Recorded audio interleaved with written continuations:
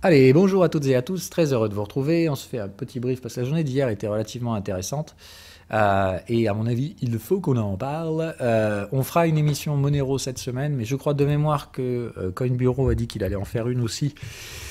Ce qui me fera gagner pas mal de temps sur la partie donc fonda, recherche, etc. Comme ça. Donc je suis curieux de voir ce qui va sortir. Comme ça, j'en ferai une surcouche, entre guillemets, plus sur la partie technique, etc. Mais donc j'attends qu'il sorte sa vidéo et j'en ferai une autre derrière. Donc j'attends son timing à lui. Sur le reste du marché, donc hier pour ma part, un achat sur Atom. Je me suis posé la question de savoir si j'achetais du Bitcoin aussi. Mais comme j'ai déjà payé toutes ces zones, hein, 40, 37 000 et tout ça, il y a déjà plusieurs semaines, voire mois, je me suis résolu à ne pas encore mettre en place les stratégies spéculatives sur Bitcoin. Pour la raison que je vais vous expliquer ce matin. Ethereum, je me suis posé la question, mais j'en ai déjà quand même beaucoup en portefeuille, donc je me suis dit, bon voilà. Bon, Atom aussi, j'en ai beaucoup, mais moins qu'Ether, hein, voilà. Puis surtout, l'Atom s'est pris tellement une grosse quenelle que hier, franchement, ça fallait le coup sous les 21 dollars. Voilà, donc je cherchais des signaux un peu partout, donc on va faire simple, Ethereum toujours au milieu de la dump zone, etc. Donc faut pas trop réfléchir. Ce qui s'est passé hier est intéressant en termes de signal, hein, puisque donc ici, quand vous avez ce genre de truc, vous ne verrez pas ça souvent. Vous voyez, la dernière fois, ça s'était produit ici, et on avait eu quand même de très beaux rebonds. Mais là, c'est surtout qu'on avait un beau mouvement haussier. Mais bref, le moment où vous allez avoir une fin de cycle haussier, enfin un cycle haussier, et de la survente. Normalement, on ne voit pas ça. Donc vous voyez, là, on est normalement en cycle haussier, plutôt sur le mouvement justement où ça doit pousser fortement, hein, c'est-à-dire le cycle est dans la partie supérieure de l'oscillateur et tout ça. Le momentum était en train de se reprendre et on se mange une survente. Donc là, je me dis, waouh, il y a un truc chelou. Soit c'est une anomalie de marché, c'est-à-dire bah, justement ça va frapper fort dans l'autre sens, soit c'est vraiment le signe que Ethereum a beaucoup d'ennuis quant à la gestion du risque dans cette dump zone. Parce que donc je l'ai dit, pour moi, c'est principalement de dire, je pense qu'effectivement, on cherche des extrêmes, on cherche de la bêtise. Donc, j'ai l'impression qu'hier, on a touché un extrême, une sorte d'anomalie de pricing. Maintenant, je ne veux pas donner trop non plus de sens à tout ça. Je vous rappelle, dans une dump zone, si vous produisez du jus de cerveau, bah, en fait, vous grillez vos neurones et vous n'avez en soi pas vraiment de gestion du risque. Donc, toujours pareil, on se le rappelle, la seule chose qu'il ne faut pas capter et que je ne veux pas voir chez vous, c'est ce qu'on a dit donc dans le brief hebdo. On a eu des signaux de range mature dans la dump zone, d'accord. Donc déjà, ça veut dire qu'on a des structures de range de degrés inférieurs dans des ranges de degrés supérieurs. Donc les gens qui les analysent, oh bordel, ça fait mal au cerveau. Et puis surtout, ceux qui me disent attention, c'est un bear flag, les probabilités de sortie sont baissières alors qu'on a une moyenne qui monte. Non, ça marche pas non plus. Donc on fait gaffe. Atom, pourquoi ça m'intéressait Atom hier beaucoup plus qu'Ethereum? Parce que Ethereum est dans sa dump zone, donc je sais que j'ai pas trop interprété. Bitcoin, j'aurais pu payer parce qu'il a tenté d'en sortir, hein, on était sur le bas de la dump zone. Mais voilà, comme je l'ai dit, c'est des zones que j'ai déjà payées, donc je me suis dit, ça vaut pas le coup de repayer sur la même zone. Bien entendu. Par contre, Atom, bah voilà, ça c'est clairement the fucking zone. La dernière fois, j'avais acheté un peu ici vers cette zone des 24 dollars. Là, on m'a offert sous les 21, donc là, je me suis dit quand même, allez, chaud parti, on y va. Par contre, donc, pas de signaux hier sur Atom, c'est ce qui me gêne un peu. Alors maintenant, bon, c'est divergent, on va pas se mentir, on voit bien les divergences de momentum. Ça freine, ok, mais bon, effectivement, ça manque un peu de gestion du risque. C'est vrai que je reste toujours quand même prudent sur Atom. Ça peut, comme la dernière fois, être très bruyant et travailler ce bordel avant d'obtenir réellement des signaux. Donc pour l'instant, voilà, je note pas de signaux. J'aurais préféré que ce soit le cas. Donc pour l'instant, toujours easy. Et gentil sur les positions. Par contre, je rentre en marge hein, sur Atom, que sont bien d'accord. C'est-à-dire là, maintenant, je rentre avec des stop-loss et je paye pas l'intégralité de la position. Et j'envisage bien évidemment donc de renforcer tout ce bordel plus tard. En termes de gestion du risque, c'est plutôt sur des UT 4 heures que ça me gêne. Pourquoi? Parce qu'ici, tout simplement, il n'y a pas de volatilité. Vous voyez, donc là, les squeezes de volatilité ici, enfin de prix, me disent que, attention, ici, c'est là où ça va réagir de façon très brutale. Donc attention, si vous essayez de spéculer sur Atom, hein, ce genre de truc comme on a connu la dernière fois, il ne faudra pas être surpris, hein, ça peut très bien pump, redump, etc. Voilà, Atom, ça va être complètement débile. Le flottant est très limité, il y a beaucoup d'actualités qui arrivent cette semaine sur Atom avec l'arrivée d'Evmos. On en reparlera, mais plutôt sur Twitter ou etc. Donc il y a gros mordier qui va arriver sur Atom. Donc comment le token va réagir, ça va être compliqué. Enfin, c'est pas sur Atom, mais c'est sur l'écosystème Cosmos. Donc par extension, Atom étant le jeton le plus liquide de l'écosystème et le plus stable, et puis surtout dans un fucking range depuis très longtemps. Je vous l'ai dit, attention, hein, je pense que le traitement des prix sur cette zone peut être clairement débile. Pour ma part, c'est tout. On fera donc, comme je dis, une émission sur Monero. Tout le monde réagit plutôt pas mal. Hein. Donc Solana, pareil, c'était « Ah mon Dieu, fin du monde, etc. » Alors qu'on est en train de constituer un double bottom sur la zone des 100 $. Enfin, en tentative de débordement de la zone des 100 $. Donc pour moi, c'est deux gros échecs à la cassure de ce support. Bref, on est en train de constituer un gros support sur la zone des 100 $. Je n'ai pas peur de dire qu'à mon avis, c'est la traversée de la dump zone qui nous attendra derrière. Donc, toujours pareil, moi je sais que Solana, je fais rien tant qu'on n'est pas au moins 180 voire 200 $ derrière.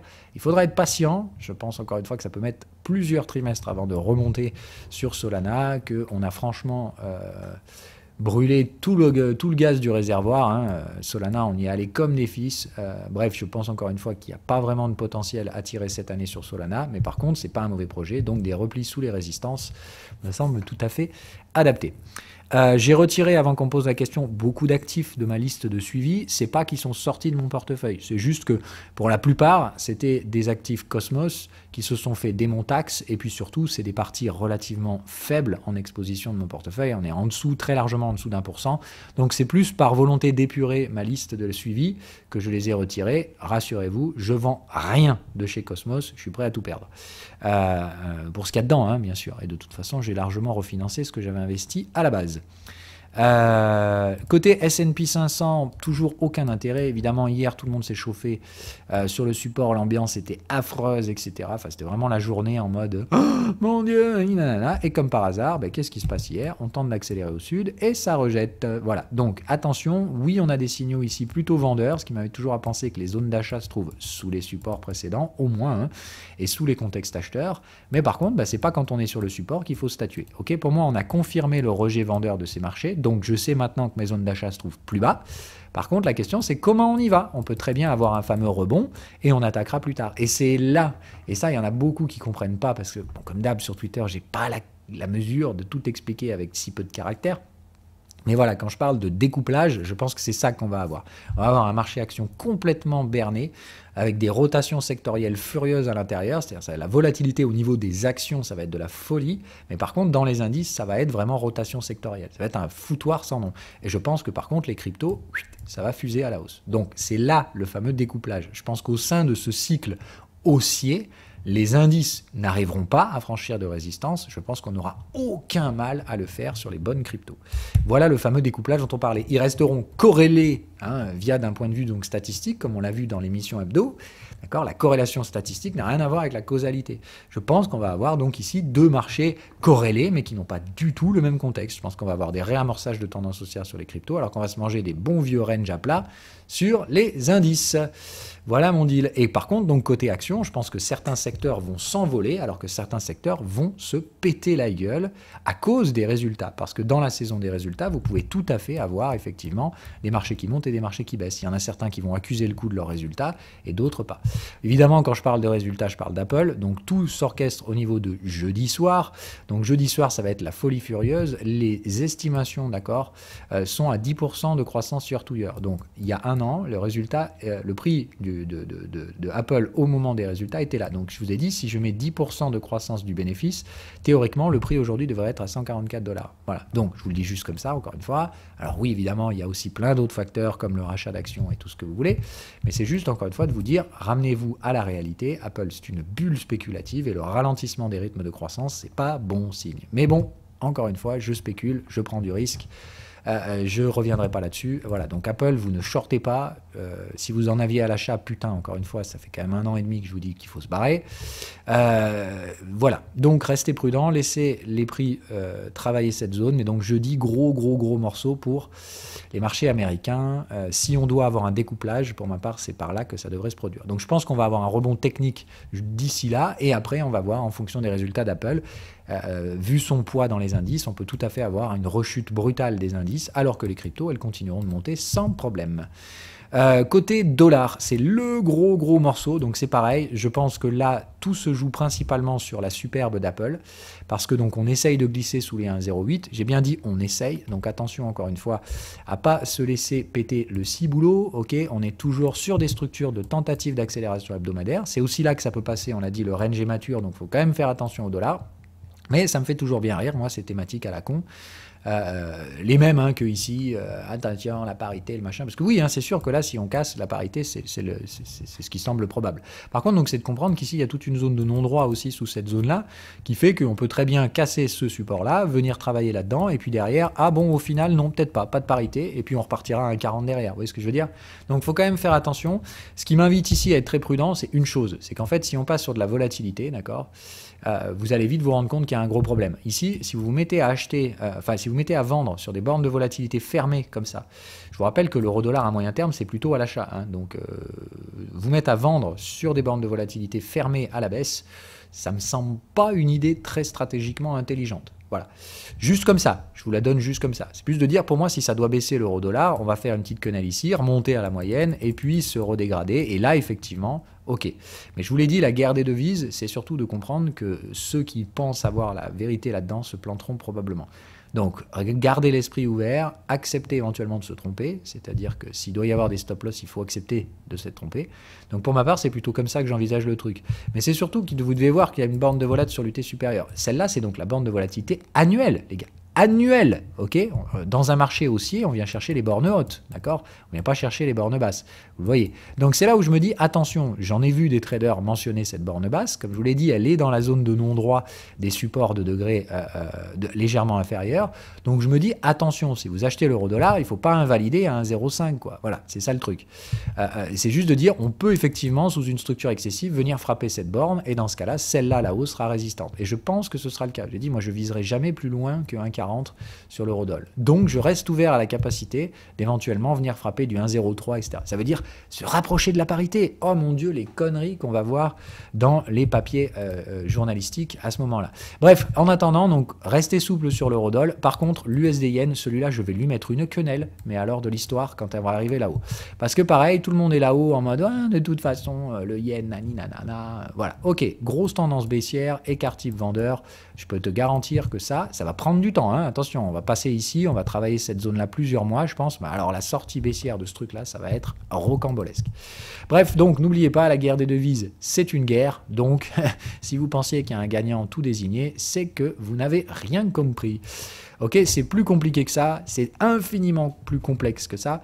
J'ai pas la prétention de savoir prédire non plus l'avenir. Tout ce que je peux vous dire, c'est que par contre, je fais de la gestion du risque et quand j'ai des bornes de volatilité annuelles qu'on n'a pas visitées depuis 50 ans, eh ben, j'aime autant vous dire que quand on va la frapper la première fois, la réponse, elle n'aura rien à voir avec la logique. Ça va être une réponse de gestion du risque, de dire, ok, on a testé des territoires inconnus, on va revenir à la moyenne, sauf que la moyenne, hein, ça reste des baisses de 25% sur le dollar. Donc quand je vous ai dit que le dollar avait d'énormes problèmes à venir, c'est pas parce que je connais l'avenir, c'est juste de dire que les États-Unis, ça fait 50 ans que c'est la devise de réserve mondiale, donc ça fait 50 ans qu'ils accumulent la dette du reste du monde, ou plutôt qu'ils externalisent leur dette partout dans le reste du monde, et aujourd'hui que plus personne ne veut de dette ni américaine ni quoi que ce soit, hein, rassurez-vous, les ricains sont en train de perdre leur statut, et ça, ils le savent, et ça leur fait peur. Et si vous croyez que ça n'aura pas de conséquences, pire, si vous croyez que du coup ça va renforcer l'hégémonie du dollar dans le monde, no way. Donc la situation sera probablement beaucoup plus complexe que ce à quoi certains la résument parfois.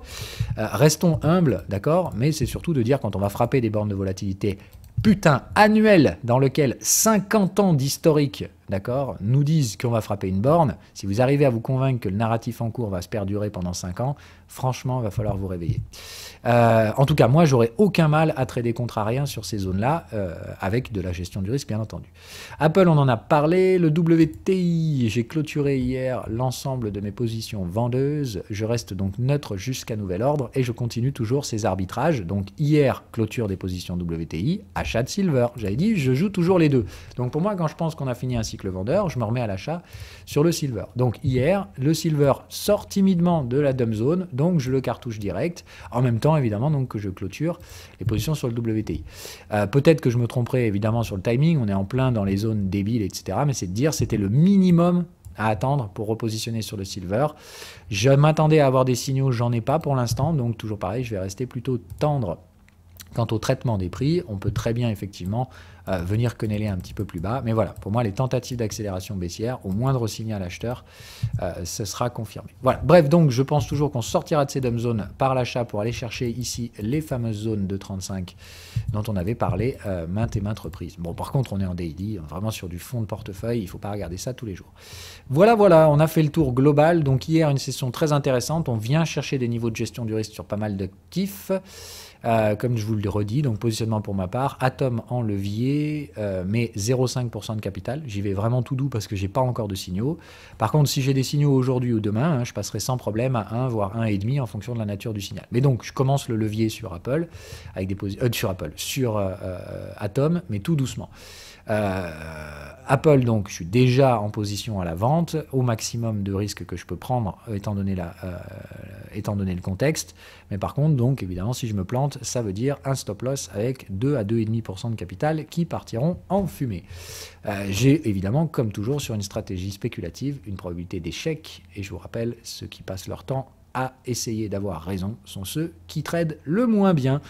Voilà, du côté crypto, donc j'attends plutôt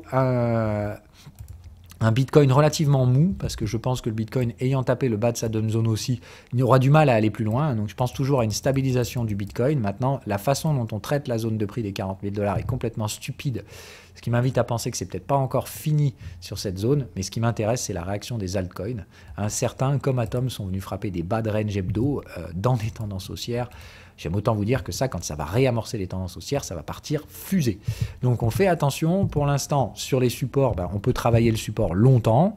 Okay, il n'y a pas encore de signaux pour moi qui permettent de vraiment gérer le risque pour se positionner correctement à l'achat avec beaucoup de conviction. Donc à court terme, je reste observateur, ouvert, modulable, etc. Mais je pense encore une fois que le fameux découplage dont je vous parlais va se produire. Je pense que les cryptos vont rebondir avant le marché action et surtout le marché action peut se manger des rechutes brutales dues à la composition des indices. Ce que je vous dis depuis des mois, encore une fois, nombreux sont ceux qui me reprochent d'avoir tort. Je vous dis souvent, le pire, c'est que ce que vous ne comprenez pas, c'est que j'ai bien plus souvent raison que j'ai tort.